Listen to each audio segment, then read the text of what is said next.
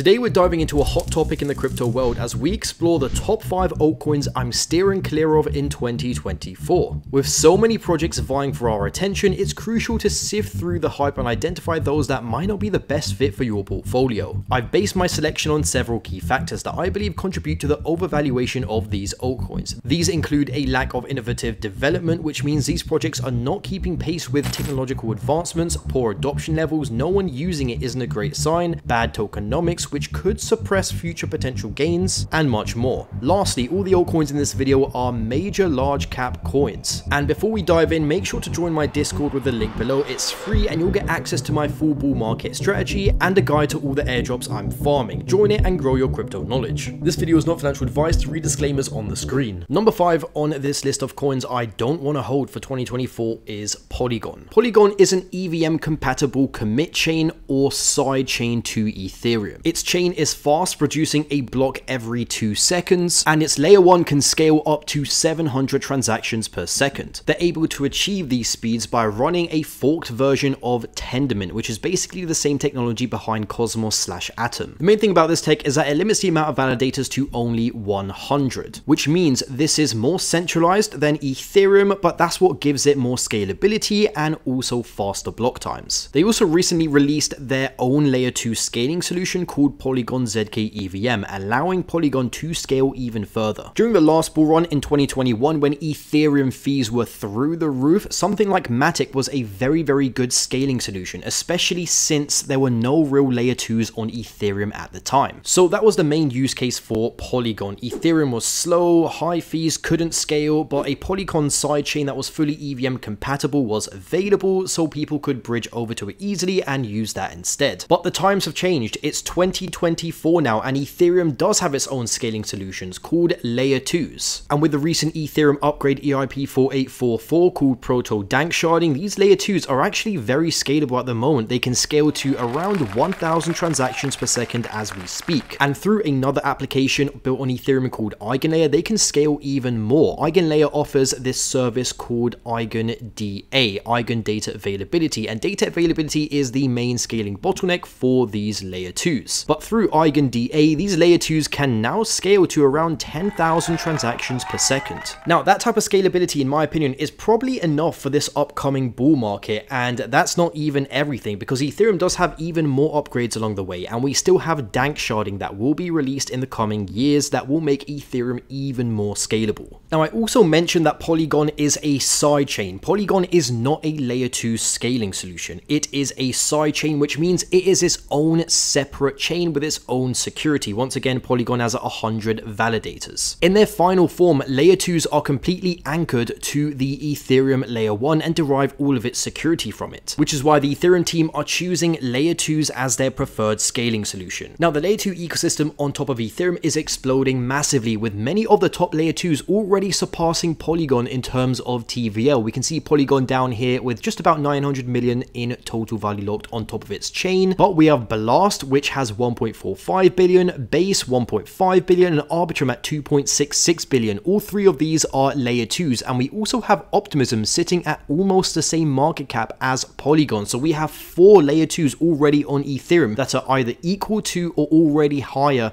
than Polygon's total value locked. And the adoption for these layer 2s don't seem to be stopping. I mean, take a look at the total value lock chart on Blast. This thing is basically up only. Arbitrum is also looking very healthy, and the Base TVL has just gone absolutely crazy. If you guys aren't aware, I'm very bullish on Base. They are backed by Coinbase. But now take a look at the total value locked on Polygon. It really hasn't done much this entire bull cycle, and it's way down from where it was in 2021. So not only is the TVL not recovering, but it's also been surpassed by a bunch of these layer 2s, which are the preferred scaling method for Ethereum. So with layer 2s around solving Ethereum scaling issues, there's really no place in the market for a sidechain like Polygon. Now, some people are going to argue that it is very cool that Polygon is building their own layer 2s on top of their sidechain, but once again, fundamentally, this doesn't really matter because Ethereum already has layer 2s on top of its chain scaling it. Why would anyone use a layer 2 on top of an irrelevant sidechain? And not only that, because Ethereum already has all the layer 2s on top of it, there's just no new or interesting tech or thing that Polygon really brings to the table these days. So whilst Polygon did have a very clear place in 2021,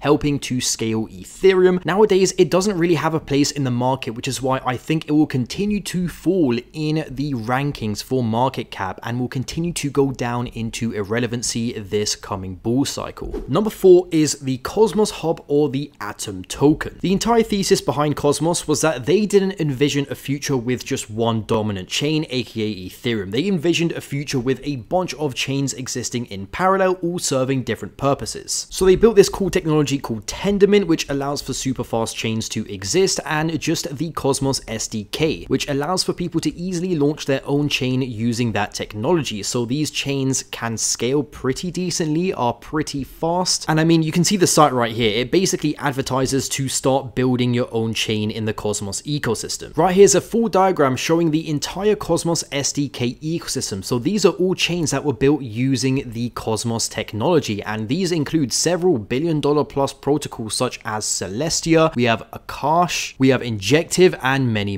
more. And the cool thing about the Cosmos SDK is that all these chains were built with interconnectivity in mind. So you can see these lines between basically every single individual chain right here. If we click on the Cosmos Hub, we can see how it connects to all of these chains. And this means that these chains can easily communicate to each other, you can send tokens across them, etc. But the main issue is that none of these chains, although they are built using the Cosmos SDK, actually really bring value back to the Atom token. Atom really isn't needed that well in this ecosystem. All of these chains are their own sovereign blockchains with their own security and their own tokens. Celestia, for example, has its own tier token that it uses for its proof of stake consensus to keep its protocol secure. None of these blockchains are really reliant on the Atom token to function that well. In fact, the entire Cosmos Hub could die, and I believe it would only cause a slight inconvenience to this entire ecosystem. The main use case I've seen for the Cosmos Hub is that it almost serves as an interconnectivity hub for most of these chains. So let's say you wanted to go from this chain right here to this chain right here. You would have to go through the Cosmos Hub to find a route between those two chains. But in my honest opinion, that's a pretty small use case, and not only that, it's starting to have competitors. Acceler is another bridging protocol that connects most of these chains together, and we also have Neutron, which is like Cosmos, but it actually has additional features such as smart contracts on top of it. That's right, the Cosmos Hub doesn't even have smart contracts on it. So although the Cosmos ecosystem is very cool, very brilliant, and worth a bunch, the actual Cosmos Hub chain and the Atom token, in my opinion, don't really derive too much value from this ecosystem, and therefore it's not something I'm really that bullish on. One major narrative for Atom we saw recently was the fact that a lot of airdrops were giving coins to Atom stakers, but that is still a very small use case in my opinion, and is definitely not something that I could see propelling a coin already worth $3.3 billion US